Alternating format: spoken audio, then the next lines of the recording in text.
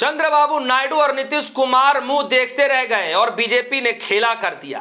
दोस्तों, कहा यह जा रहा है कि बीजेपी ने एक तीर से तीन बड़े काम किए हैं, तीन निशाने लगा दिए हैं। कहा यह जा रहा है कि नीतीश कुमार और चंद्रबाबू नायडू को साफ तौर पर संदेश दिया जा रहा है कि दिल्ली की राजनीति में धीरे धीरे चंद्रबाबू नायडू और नीतीश कुमार का अस्तित्व खत्म हो जाएगा, यानी कि दिल्ली की राजनीति में अब कोई उनकी जरूरत नहीं होगी। तो क्या नीतीश बाबू और चंद्रबाबू नायडू का पत्ता कट करने की तैयारी अब बीजेपी ने शुरू कर दी है? दोस्तों, क्या है पूरी खबर मैं आपको बताऊंगा, लेकिन देर रात आप देखिए कि राजनीतिक गलियारों में ऐसा क्या कुछ हो गया जो राजनीतिक को समझने वाले जो विश्लेषक हैं वो भी इस वक्त काफी हैरान हैं कि आखिर ये सब हो रहा है, क्या सब कुछ हो रहा है, अचानक ये सब कुछ कैसे बदलते हुए नजर आ रहे हैं। ये सब कुछ आजकल हमारी भारतीय राजनीति में देखने को मिल रहा है। दरअसल दोस्तों, हुआ क्या है कि जिस पार्टी ने आज तक एक भी लोकसभा का चुनाव नहीं लड़ा, जिस पार्टी ने आज तक विधानसभा चुनाव में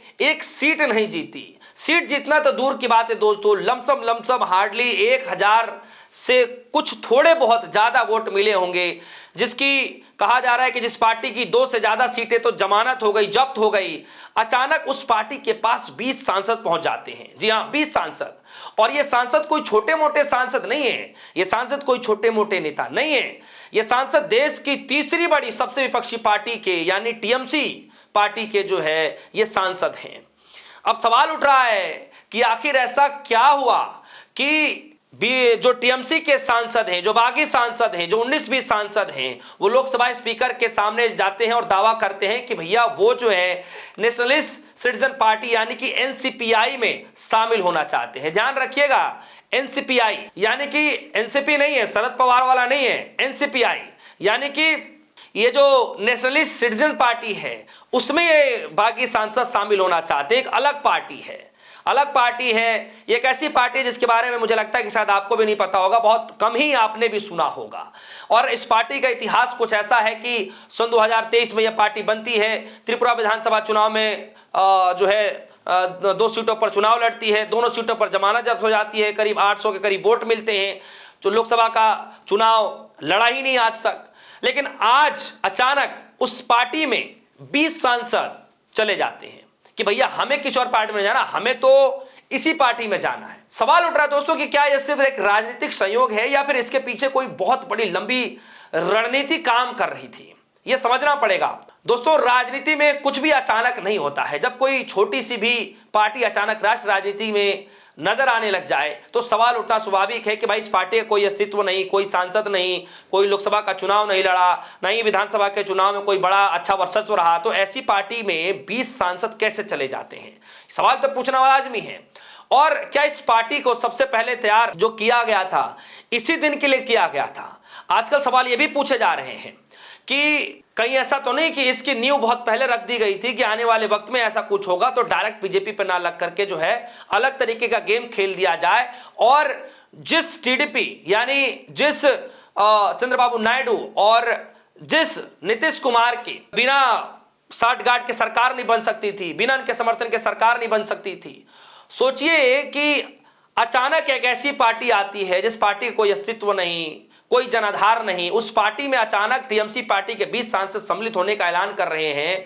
और वो पार्टी विश्व की यानी कि वो जो पार्टी है विश्व की सबसे बड़ी पार्टी जो बीजेपी कही जाती है, बड़ी ताकतवर पार्टी कही जाती है बीजेपी में एनडीए गुट की दूसरी बड़ी पार्टी बनती हुई नजर आ रही है। सोचिए, कोई जो है कह सकते हैं कि चंद्रबाबू नायडू की पार्टी नहीं आ रही है, उसके बाद न ही नीतीश कुमार की पार्टी आ रही है, ये सबसे बड़ी पार्टी बन गई एनडीए की, समझिए दोस्तों, जिसमें 20 सांसद आ गए। ये खेल नहीं चल रहा तो क्या चल रहा है? इसीलिए ये पूरा खेल दिलचस्प बनता जा रहा है, क्योंकि नुकसान जो है सिर्फ ममता को नहीं हो रहा है, निशाना सिर्फ टीएमसी को नहीं साधा जा रहा है, बल्कि इस खेल में असली जो खेल होया जा रहा है वो एनडीए में सबसे बड़े पार्टी की सहयोगी दलों की हो रही है। यानी संदेश ये दिया जा रहा है कि चंद्रबाबू नायडू और नीतीश कुमार जो है उससे भी बड़ी पार्टी एनडीए के साथ में है। यानी अब गणित अगर समझेंगे थोड़ा बहुत, तो मैं बता दूं कि लोकसभा में बीजेपी अपने दम पर पूर्ण बहुमत की सरकार तो है नहीं। सरकार सहयोगी दलों के सहारे चल रही है, बैसाखियों के सहारे चल रही है, नीतीश बाबू के सहारे चल रही है, चंद्रबाबू नायडू के सहारे चल रही है। नायडू बाबू के पास 16 सांसद है, नीतीश कुमार के पास 12 सांसद हैं। अब तक यही दोनों जो नेता थे और उनकी जो पार्टियां थी वो बड़े सहयोगी के तौर पर मानी जाती थी एनडीए के अंदर, कि दरअसल बीजेपी ने चंद्रबाबू नायडू और नीतीश कुमार को ये कड़ा संदेश दिया है कि दिल्ली की राजनीति में धीरे धीरे इनका भी अस्तित्व खत्म कर देंगे। जो बार बार गाहें बगाहें मुंह कह सकते हैं कि बार बार गाड़ी उठा करके दिल्ली चले आते हैं, बड़ी डिमांड कर देते हैं, अब वो डिमांड जो है पूरी करने की जरूरत नहीं होगी, क्योंकि दिल्ली में ताकत जो है सिर्फ इन्हीं दो नेताओं की थी, इन्हीं एनडीए गठबंधन साथियों की थी। लेकिन अब ताकत जो है आप समझिए दोस्तों कि कहीं ना कहीं ये 20 सांसद वाली नई नवेली पार्टी के पास पहुंच गई है, जो कि नायडू और नीतीश से भी ज्यादा है। तो जो नेता हर बड़े फैसले पर अपनी शर्त रखते थे, अब उन्हें भी सोचना पड़ेगा, क्योंकि सत्ता का गणित तेजी से बदल रहा है, कि नायडू को समझना पड़ेगा, नीतीश को समझना पड़ेगा कि मैं बार बार जा करके मैं ये दबाव नहीं डाल सकता, मैं कुछ ये चीजें नहीं मांग सकता, क्योंकि राजनीतिक गणित बदल रहा है। उनके भी पार्टी से भी ऊपर उठ करके एक ऐसी पार्टी है जिसमें 20 सांसद बहुत जल्द चले जाएंगे। तो पहले से टूटे हुए विधायक राज्यसभा में इस्तीफे हो रहे हैं, अब पार्टी के भविष्य को लेकर के भी सवाल उठ रहे हैं। तो दोस्तों राजनीति में सिर्फ जब ऐसा कुछ होता है तो संसद नहीं टूटते हैं, सांसद नहीं टूटते हैं, उनके संदेश भी टूटते हैं, पार्टी का मनोबल भी टूटता है, कई बार पार्टी भी टूट जाती है, पार्टी का सिंबल तक छिन जाता है, पार्टी की छवि टूट जाती है। यही वजह है कि ममता बनर्जी ने जो ममता बनर्जी की पार्टी में जो सब कुछ हो रहा है वो एक बड़ी चुनौती के तहत सामने आ रहा है।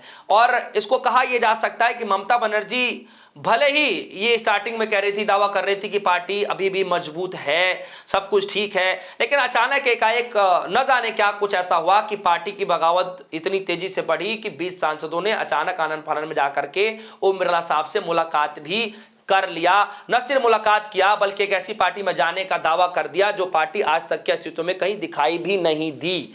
तो दोस्तों अब सवाल उठ रहा है कि क्या एनडीए बीजेपी सरकार मोदी जी कुछ ऐसी रणनीति तैयार कर रहे हैं जो अब चंद्रबाबू नायडू और नीतीश कुमार सिर्फ हाथ मलते रह जाएंगे? क्या अब दोनों का पत्ता कट होता दिखाई दे रहा है? इस पूरे मामले को लेकर के पूरे देश भर की नजरें निगाहें हैं। पश्चिम बंगाल पर तो ही है, लेकिन इस दावे पर भी है। आपको क्या लगता है कि राजनीतिक भविष्य की लड़ाई कहां तक जाकर गिर सकती है? क्या सब कुछ बनने जा रहा है? दूसरी तरफ एनडीए के अंदर क्या सच में ये सब कुछ सही चलेगा, संतुलित चलेगा, या फिर मामला सच में बिगड़ जाएगा? इस खबर को लेकर आपकी जो भी राय होगी वीडियो कमेंट सेक्शन में समझाएगा, अपनी राय रखिएगा। फिलहाल के लिए दीजिए इजाजत, देखते रहिए रेडियो सोनी। धन्यवाद।